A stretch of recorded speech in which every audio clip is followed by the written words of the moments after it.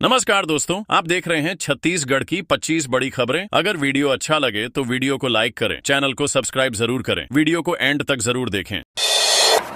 नगरीय निकाय चुनाव, कांग्रेस के पार्षद प्रत्याशियों की लिस्ट जारी। छत्तीसगढ़ में नगरीय निकाय चुनाव की तैयारियां जोरों पर हैं। कांग्रेस पार्टी ने दुर्ग जिले के 3 नगर पंचायतों धमधा, पाटन और उतई के पार्षद प्रत्याशियों की सूची जारी की है। इस सूची में कुल 15 प्रत्याशियों के नाम शामिल हैं। जिला कांग्रेस कमेटी ने यह सूची जारी की है, जिससे पता चलता है कि पार्टी चुनाव को लेकर सक्रिय है। सूची में शामिल प्रत्याशी इन नगर पंचायतों में पार्टी का प्रतिनिधित्व करेंगे। यूपीएससी परीक्षा फॉर्म कैसे भरें? छोटी गलती से सपना टूट सकता है। संघ लोक सेवा आयोग यूपीएससी ने 2025 की सिविल सेवा परीक्षा के लिए आवेदन प्रक्रिया शुरू कर दी है। आवेदन की अंतिम तारीख 11 फरवरी 2025 है। इस परीक्षा के माध्यम से कुल 1129 पद, 979 सिविल सेवा और 150 भारतीय वन सेवा पर भर्ती होगी। आवेदन यूपीएससी की आधिकारिक वेबसाइट upsconline.gov.in पर किए जा सकते हैं। आवेदन प्रक्रिया में की गई किसी भी गलती के कारण आवेदन करते समय सही दस्तावेज अपलोड करना बेहद जरूरी है। परीक्षा 3 चरणों में होगी, प्रारंभिक, मुख्य और साक्षात्कार। पूजा खेड़कर विवाद के बाद यूपीएससी ने आवेदन प्रक्रिया को सख्त कर दिया है, इसलिए उम्मीदवारों को फॉर्म भरते समय बहुत सतर्क रहने की सलाह दी गई है। यूपीएससी परीक्षा पास करके देश की प्रतिष्ठित सरकारी नौकरी पाई जा सकती है।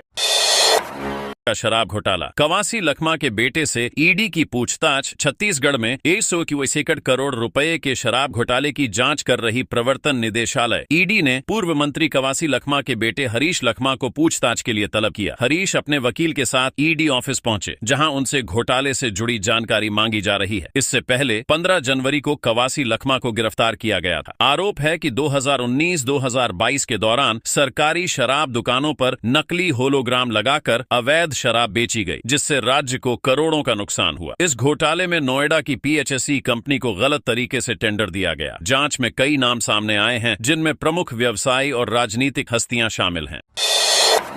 चाय बेचने वाले को बीजेपी ने दिया मेयर का टिकट। छत्तीसगढ़ के रायगढ़ में बीजेपी ने चाय की दुकान चलाने वाले जीवर्धन चौहान को मेयर पद का उम्मीदवार बनाया। उनका नाम न तो चर्चा में था, न ही संभावित उम्मीदवारों की सूची में। पार्टी ने जमीनी स्तर पर काम करने वालों को मौका देने की नीति के तहत उन्हें चुना। जीवर्धन पिछले 29 सालों से बीजेपी से जुड़े हैं और उन्होंने नशा मुक्ति जैसे सामाजिक मुद्दों पर काम किया है। बीजेपी ने यह कदम यह संदेश देने के लिए उठाया है कि पार्टी मेहनती कार्यकर्ताओं को बड़ा मौका देती है। जीवर्धन चौहान का कहना है कि वह आम लोगों की समस्याओं को अच्छे से समझते हैं और चुनाव जीतने के लिए पूरी तरह तैयार हैं। 20 दिनों से मोर्चरी में पड़ा शव, सुप्रीम कोर्ट ने दिया निर्देश। बस्तर के छिंदावाड़ा गांव में एक पादरी का शव 20 दिनों से मोर्चरी में रखा है, क्योंकि ग्रामीणों ने उसे गांव में दफनाने से रोक दिया। सुप्रीम कोर्ट ने अब आदेश दिया है कि शव को 20 किलोमीटर दूर करकवाल के कब्रिस्तान में दफनाया जाए। मामले में सुप्रीम कोर्ट के 2 जजों की राय अलग अलग थी, लेकिन इसे 3 जजों की बेंच को नहीं सौंपा गया। परिवार का आरोप है कि उनके पिता के अंतिम संस्कार में बाधा डाली जा रही है, जिससे मामला इतना लंबा खींच गया। मेडिकल इक्विपमेंट घोटाला, ईओडब्ल्यूएसीबी का छापा। छत्तीसगढ़ में मेडिकल उपकरण घोटाले की जांच करते हुए ईओडब्ल्यूएसीबी ने रायपुर और दुर्ग में कई दवा सप्लायरों के ठिकानों पर छापे मारे। इस घोटाले में सरकारी एजेंसियों से उपकरणों की खरीद में 100 गुना अधिक भुगतान का आरोप है। दुर्ग की मोक्षित कॉरपोरेशन और शांतिलाल चोपड़ा के घर व ऑफिस पर भी जांच की जा रही है। पूर्व कांग्रेस सरकार में हुई इस खरीदी का भुगतान मौजूदा सरकार ने किया, जिसे विधानसभा में भी उठाया गया था। सरकार ने सदन में जांच का वादा किया था, जिसके तहत यह कार्रवाई हो रही है।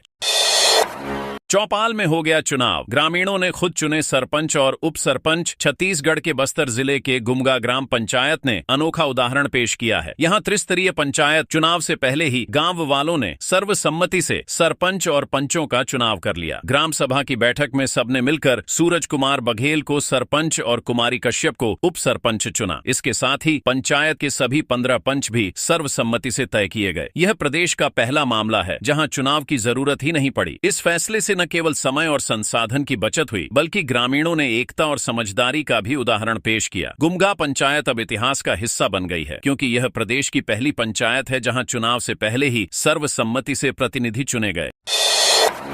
छत्तीसगढ़ के चिल्कापली गांव में पहली बार पहुंची बिजली। बीजापुर जिले के चिल्कापली गांव में 26 जनवरी को पहली बार बिजली पहुंचाई गई। आजादी के 75 साल बाद यह संभव हो सका। यह गांव नक्सल प्रभावित क्षेत्र में आता है, जहां बिजली पहुंचाना हमेशा से चुनौती रहा है। सरकार की नियाद नेल्लनार योजना के तहत यह काम पूरा हुआ। बीजापुर कलेक्टर संबित मिश्रा ने बताया कि अब आसपास के अन्य गांवों में भी जल्द बिजली पहुंचाने की योजना है। इस प्रयास का उद्देश्य इन गांवों को आदर्श गांव बनाना है, जहां आवास, बिजली, पानी, सड़क और स्कूल जैसी सभी सुविधाएं हों। ग्रामीणों ने इस पहल पर खुशी जताई और इसे विकास की दिशा में बड़ा कदम बताया।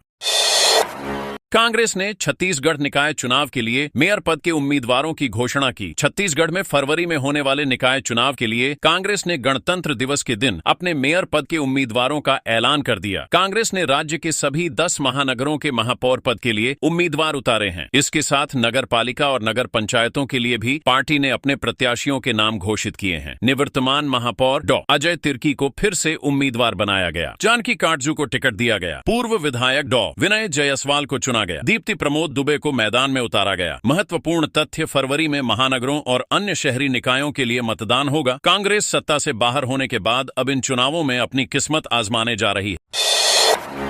हर गांव में सीएससी सेंटर और महिला सखी के जरिए सुविधाएं। गृह मंत्री विजय शर्मा ने प्रेस वार्ता में बताया कि राज्य सरकार ने ग्रामीण क्षेत्रों में विकास को प्राथमिकता देते हुए कई योजनाओं की शुरुआत की है। केंद्र सरकार ने 32,50,000 ग्रामीण आवास आवंटित किए। छत्तीसगढ़ को इनमें से 8,46,931 आवास मिले। प्रत्येक गांव में CSC centre, common service centre खोले जाएंगे। महिला सखी के माध्यम से पेंशन और छोटी रकम की लेन देन की सुविधा पंचायत स्तर पर उपलब्ध होगी। 5,62,000 भूमिहीन कृषि मजदूरों को 10,000 रुपए प्रति मजदूर सहायता राशि दी गई। पिछड़ी जनजातियों के क्षेत्रों में बुनियादी सुविधाओं का विस्तार किया गया। 32,000 नए आवासों का वितरण किया गया। अन्य विकास कार्य 200 से अधिक मातृ सदन निर्माणाधीन है। ग्राम पंचायत सचिवों की लंबित राशि 48 करोड़ रुपए जारी की गई। सरकार की इन योजनाओं का उद्देश्य ग्रामीण और पिछड़े क्षेत्रों में बुनियादी सुविधाओं को पहुंचाना और महिलाओं को आर्थिक रूप से सशक्त बनाना है।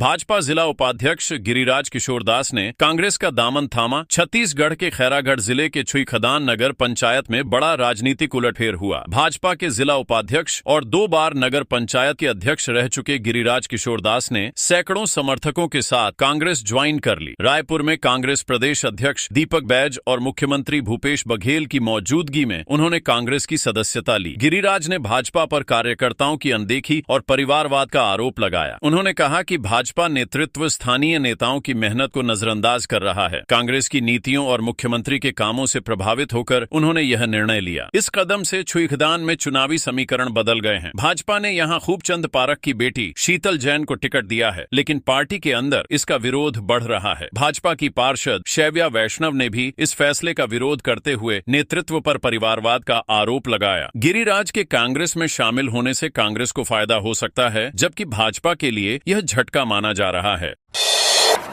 कांग्रेस में टिकट कटने से नेताओं की नाराजगी। छत्तीसगढ़ में कांग्रेस के भीतर टिकट वितरण को लेकर नाराजगी सामने आ रही है। निकाय चुनाव के लिए प्रत्याशी सूची जारी होने के बाद गौरेला नगर ब्लॉक कांग्रेस अध्यक्ष अमोल पाठक ने अपने पद से इस्तीफा दे दिया। अमोल पाठक गौरेला नगर पालिका अध्यक्ष बनने की दावेदारी कर रहे थे, लेकिन पार्टी ने अंतिम समय में अशोक शर्मा को प्रत्याशी घोषित कर दिया। इस फैसले से नाराज अमोल पाठक ने जीपीएम जिला अध्यक्ष उत्तम वासुदेव को अपना इस्तीफा सौंप दिया। टिकट न मिलने से पार्टी के अन्य पदाधिकारी और कार्यकर्ता भी नाराज। यह स्थिति कांग्रेस के लिए चुनौती बन सकती है, क्योंकि चुनाव के समय कार्यकर्ताओं की एकजुटता जरूरी होती है।